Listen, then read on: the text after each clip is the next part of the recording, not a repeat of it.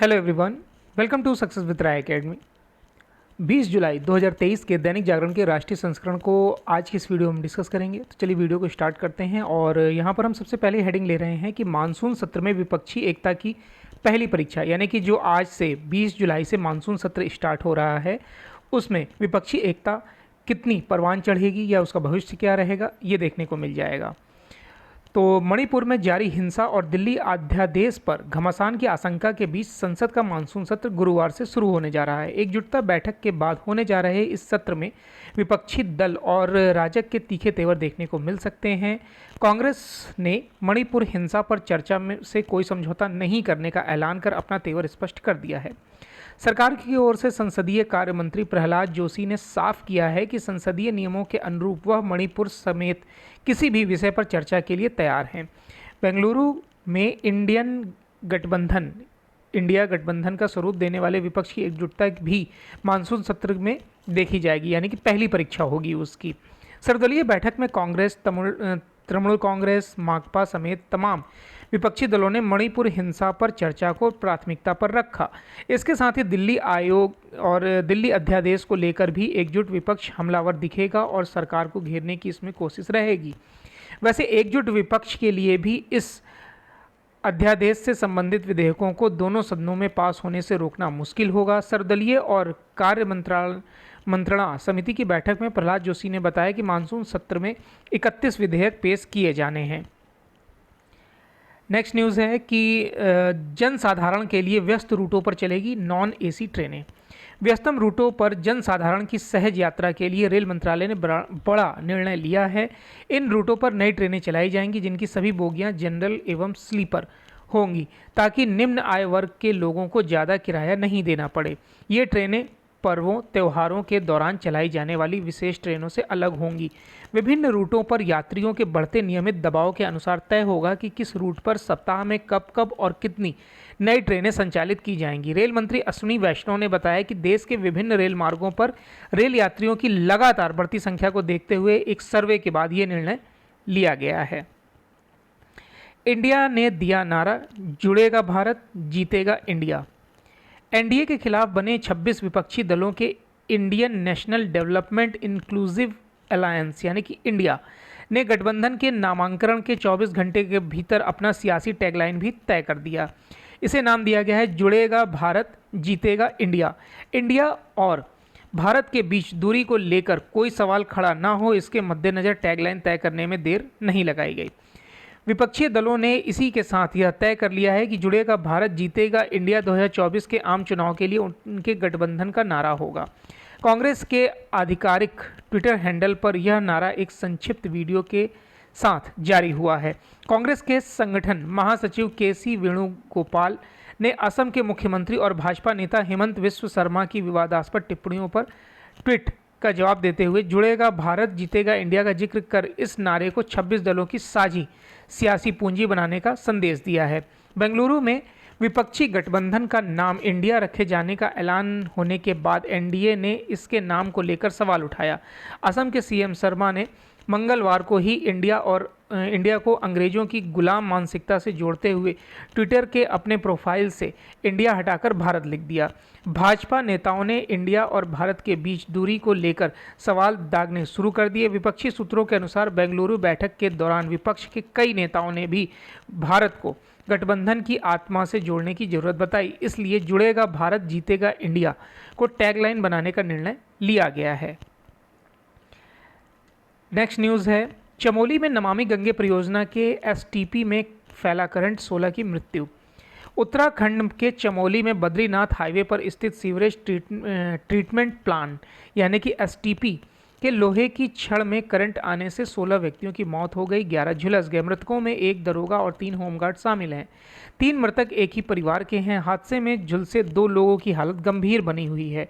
झुलसने वालों में से एक जेई और एसटीपी प्रबंधक भी शामिल हैं। हादसा उस समय हुआ जब प्लांट के एक कर्मचारी की मौत से गुस्साए लोग मुआवजे की मांग को लेकर प्लांट में पंचनामे की कार्रवाई का विरोध कर रहे थे। इसी दौरान करंट आ गया जिससे हादसा हो गया। हादसे में एसटीपी का संचालन करने वाली company confident engineering India private limited की लापरवाही सामने आ रही है। समाचार एजेंसी ANI के अनुसार यह हादसा एक ट्रांसफर के फटने की वजह से हुआ है। वाड्रा की कंपनी के लेन देन का बैंक रिकॉर्ड हुआ नष्ट। पूर्व कांग्रेस अध्यक्ष सोनिया गांधी के दामाद रॉबर्ट वाड्रा और हरियाणा के पूर्व मुख्यमंत्री भूपेंद्र सिंह हुड्डा के खिलाफ दर्ज FIR से संबंधित जांच में पुलिस की SIT को हैरान करने वाली जानकारी मिली है। पता चला है कि वाड्रा की कंपनी मेसर्स स्काईलॉट हॉस्पिटैलिटी के वित्तीय लेन देन से संबंधित महत्वपूर्ण रिकॉर्ड बैंक की शाखा में पानी के कारण नष्ट हो गए हैं। SIT ने यूनियन बैंक ऑफ इंडिया की गुरुग्राम की न्यू फ्रेंड कॉलोनी शाखा से वाड्रा की कंपनी के खाते में फंड इनफ्लो के बारे में जानकारी मांगी थी। गत 26 मई को बैंक ने बताया कि वर्ष 2008 व 2012 का उक्त सारा रिकॉर्ड शाखा के बेसमेंट में पानी भर जाने से नष्ट हो गया। अब SIT ने बैंक को नोटिस जारी कर पूछा है कि क्या अन्य फर्मों के रिकॉर्ड भी नष्ट हो गए हैं। घटना के बारे में किन अधिकारियों को सूचित किया गया। आरोप है कि वाड्रा की कंपनी स्काईलॉट हॉस्पिटैलिटी ने फरवरी 2008 में ओंकारेश्वर प्रॉपर्टीज से गुरुग्राम के सिकोपुर में विवादास्पद 3.5 एकड़ जमीन 7.5 करोड़ रुपए में खरीदी थी। वाणिज्य लाइसेंस प्राप्त करने के बाद उसी कंपनी को 58 करोड़ रुपए में DLF को बेच दिया था। नेक्स्ट न्यूज़ है, पाठ्य पुस्तकों के अनुवाद में वैज्ञानिक व तकनीकी शब्दों से ना हो छेड़छाड़। इंजीनियरिंग, मेडिकल सहित दूसरे सभी कोर्सों की पढ़ाई भारतीय भाषाओं में कराने की पहल को तेज करते हुए की गई है, लेकिन इसकी जो अध्ययन सामग्री तैयार की जा रही है वह अंग्रेजी में मौजूद सामग्री से अनुवाद करने को ही तैयार की जा रही है। हालांकि इसके लिए AI यानी कि आर्टिफिशियल इंटेलिजेंस सहित विषय से जुड़े अनुवादकों की मदद ली जा रही है। बावजूद इसके ऐसी आशंका है कि अंग्रेजी से अनुवादित होकर भारतीय भाषाओं में तैयार की जा रही पाठ्य पुस्तकों की सामग्री कहीं उस विषय की मूल भावना से अलग ना हो जाए, जिससे छात्रों को आगे चलकर उसे समझने में दिक्कत हो। ऐसे में विश्वविद्यालय अनुदान आयोग ने सभी विश्वविद्यालयों और उच्च शिक्षण संस्थानों को सतर्क किया है और कहा है कि वह इस पर जरूरी ध्यान दें। खासकर इन विषयों से जुड़े वैज्ञानिक और तकनीकी शब्दों को यदि जरूरी ना हो तो बिल्कुल भी ना छेड़ें। UGC ने इस दौरान अनुवाद से जुड़ी जरूरी सावधानियों को लेकर एक गाइडलाइन भी जारी की है। इसमें यह कहा है कि अनुवाद की प्रक्रिया के दौरान किसी वैज्ञानिक या तकनीकी शब्दों में बदलाव की जरूरत महसूस की जाती है तो इसके लिए वैज्ञानिक और तकनीकी शब्दावली तैयार करने वाले आयोग से संपर्क किया जाएगा। चलिए नेक्स्ट न्यूज़ पर आते हैं। महामारी से उबरकर गरीबी से निजात का सर्वोत्तम रास्ता दिखा रहा है भारत।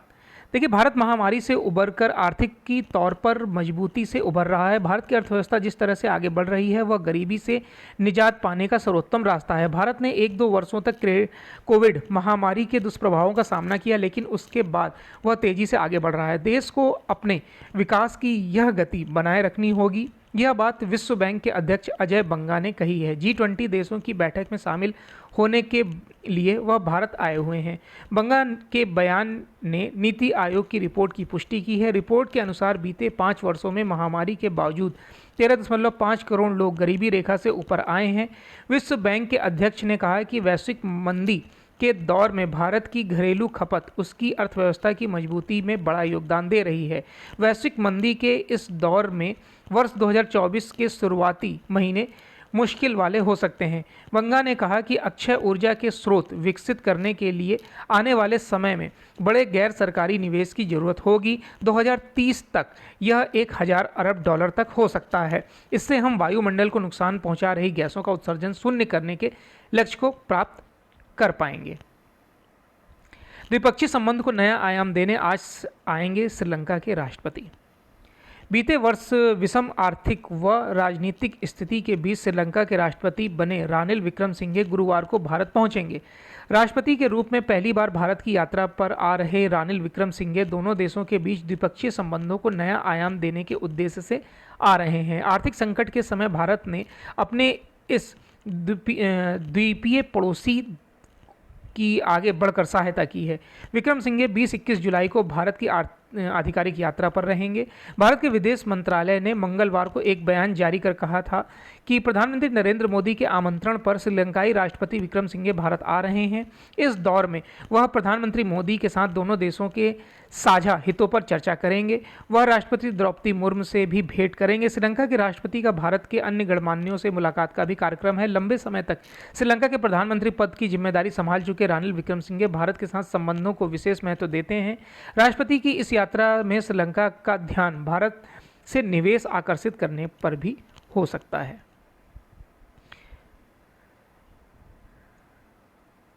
नेक्स्ट न्यूज़ पर आते हैं।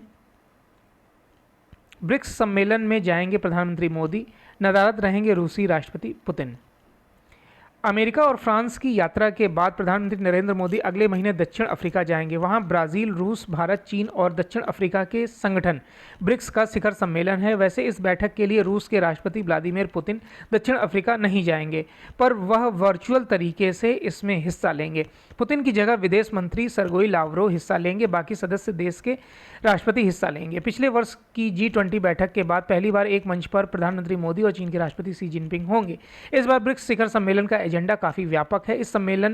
यह सम्मेलन 22 से 24 अगस्त 2023 तक होने वाला है। इसकी तैयारियों को लेकर गुरुवार को 5 सदस्य देशों के विदेश मंत्रियों की वर्चुअल बैठक होने वाली है। इसके बाद 24 व 25 जुलाई को ब्रिक्स देशों के राष्ट्रीय सुरक्षा सलाहकारों की बैठक होगी। इसमें हिस्सा लेने के लिए NSA अजीत डोभाल दक्षिण अफ्रीका जा रहे हैं। इन दोनों बैठकों में ब्रिक्स के भावी एजेंडे पर बात होनी है। पैक्स को मिलेगी और मजबूती, कॉमन सर्विस सेंटर की तरह करेंगे काम। प्राथमिक कृषि ऋण समिति यानी कि पैक्स की ओर से कॉमन सर्विस सेंटर की सेवाएं शुरू होने जा रही हैं। इसके लिए शुक्रवार को दिल्ली के विज्ञान भवन में राष्ट्रीय महासंगोष्ठी का आयोजन किया जाएगा। उद्घाटन केंद्रीय गृह एवं सहकारिता मंत्री अमित शाह करेंगे। पैक्स को देश में सहकारिता की रीढ़ माना जाता है। इसके जरिए ग्रामीण क्षेत्रों में CSC सेवाओं की आपूर्ति से रोजगार के अवसर बढ़ेंगे। पैक्स को मजबूत करने के लिए केंद्र सरकार राष्ट्रीय सहकारिता विश्वविद्यालय, सहकारी नीति और सहकारी डाटाबेस बना रही है। पैक्स को बहुउद्देशीय बनाकर किसानों की आय बढ़ाने के प्रयास को भी सहारा मिलेगा। सहकारिता मंत्रालय की ओर से गुरुवार को बताया गया कि इस महासंगोष्ठी का आयोजन राष्ट्रीय सहकारी विकास निगम एवं CSC के सहयोग से कराया जा रहा है। इस दौरान पैक्स की ओर से CSC की सेवाओं से जुड़े विभिन्न पहलुओं पर चर्चा की जाएगी। CSC पोर्टल पर अब तक कुल 17,000 पैक्स आ चुके हैं। देश भर के पुस्तकालयों का होगा कायाकल्प, तैयार होगी रैंकिंग। पुस्तकालयों में पाठकों की संख्या में तेजी से दर्ज हो रही गिरावट को देखते हुए सांस्कृतिक मंत्रालय ने राष्ट्रीय स्तर पर एक बड़ी पहल की है। इसके तहत देश भर के पुस्तकालयों का न सिर्फ कायाकल्प होगा बल्कि उन्हें सुविधाजनक, आकर्षक और नई पीढ़ी को जोड़ने वाला बनाया जाएगा। फिलहाल इसकी शुरुआत 5 और 6 अगस्त को नई दिल्ली के प्रगति मैदान में पहली बार आयोजित होने वाली लाइब्रेरी फेस्टिवल से होगी। उसका शुभारंभ राष्ट्रपति द्रौपदी मुर्मू करेंगी, जबकि इस फेस्टिवल का समापन उपराष्ट्रपति जगदीप धनखड़ करेंगे। केंद्रीय संस्कृति एवं संसदीय कार्य राज्य मंत्री अर्जुन राम मेघवाल ने बुधवार को पुस्तकालयों से जुड़े इस 2 दिवसीय आयोजन की जानकारी दी और कहा कि इससे पुस्तकालय के बदलाव की पहल को एक नई तकनीक मिलेगी। साथ ही यह one nation one digital library की पहल को आगे बढ़ाने वाली होगी। पुस्तकालयों के कायाकल्प की इस योजना के तहत जो प्रस्ताव किया गया है उनमें बुजुर्ग, महिलाएं और बच्चे सभी एक साथ बैठकर पढ़ सकेंगे।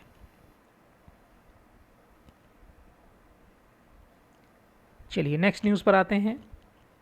नेक्स्ट न्यूज़ है बिजनेस पेज से और पहली न्यूज़ है रूस से क्रूड की खरीद में आएगी कमी।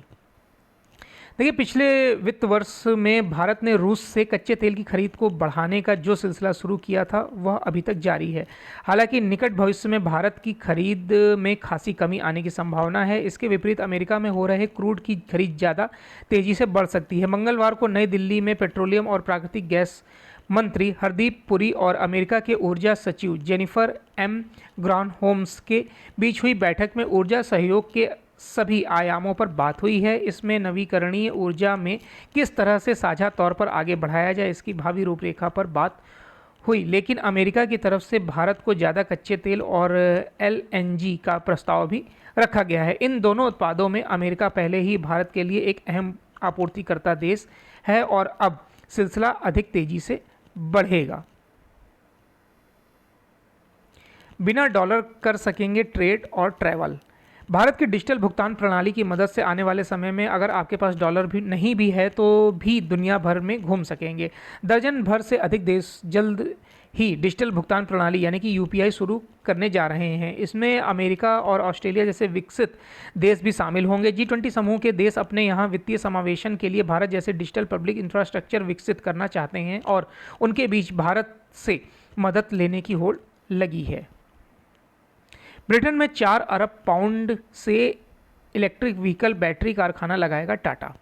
टाटा समूह ने जगुआर लैंड रोवर के साथ साथ अन्य वाहन कंपनियों के लिए बैटरी बनाने के लिए 4 अरब पाउंड यानी कि 42,500 करोड़ रुपए के निवेश से कारखाना लगाने का ऐलान किया है। कंपनी के अनुसार टाटा सन्स ने इलेक्ट्रिक वाहन बैटरी या गीगा फैक्ट्री के लिए स्पेन की जगह दक्षिण पश्चिमी इंग्लैंड में समरसेट के ब्रिजवाटर क्षेत्र को इस कारखाने के लिए चुना है। ब्रिटेन की luxury car company Jaguar land rover का स्वामित्व टाटा मोटर्स के पास है।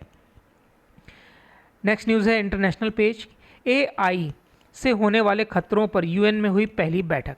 संयुक्त राष्ट्र सुरक्षा परिषद में मंगलवार को आर्टिफिशियल इंटेलिजेंस के कारण अंतर्राष्ट्रीय शांति व स्थायित्व के खतरों को लेकर पहली बार बैठक हुई है। संयुक्त राष्ट्र महासचिव एंटोनियो गुतरेस ने एआई के उपयोग को नियंत्रित करने के लिए अंतर्राष्ट्रीय संस्था बनाने पर जोर दिया। उन्होंने कहा कि तकनीक के लाभ सहित संभावित खतरे सामने आ रहे हैं, अतः वैश्विक सहमति प्राप्त निगरानी और विनियमित का अवसर है। एंटोनियो गुतरेस ने कहा कि संयुक्त राष्ट्र को 2026 तक स्वचालित हथियारों में एआई के उपयोग पर प्रतिबंध के लिए कानूनी रूप से बाध्यकारी समझौता करना चाहिए। उन्होंने कहा कि मैंने सुरक्षा परिषद से आज एआई को तत्कालिकता की भावना, वैश्विक दृष्टिकोण व सीखने की मानसिकता के साथ अपनाने का आग्रह किया है। यूक्रेन युद्ध को लेकर भारत चिंतित, वार्ता की राह पर लौटने की अपील। भारत ने संयुक्त राष्ट्र में यूक्रेन युद्ध को लेकर गहरी चिंता जताई है। यूएन ने भारत की स्थायी प्रतिनिधि रुचिरा कंबोज ने यूक्रेन युद्ध के समापन के लिए तुरंत बातचीत की राह पर लौटने की अपील की। उन्होंने कहा कि यह युग युद्ध का नहीं है। संयुक्त राष्ट्र महासभा में रूस यूक्रेन युद्ध पर वार्षिक चर्चा में भारत का पक्ष रखते हुए रुचिरा कंबोज ने कहा कि इस संघर्ष में बड़ी संख्या में लोगों की मौत हो रही है। इसके कारण लोगों को कई तरह की कठिनाइयों का सामना करना पड़ रहा है, खासतौर पर महिलाओं, बच्चों और बुजुर्गों को। यूक्रेन में स्थिति को लेकर भारत लगातार अपनी चिंता जता रहा है। इस युद्ध के चलते लाखों लोगों को बेघर होना पड़ा है और उन्हें पड़ोसी देश में शरण लेने को मजबूर होना पड़ा है।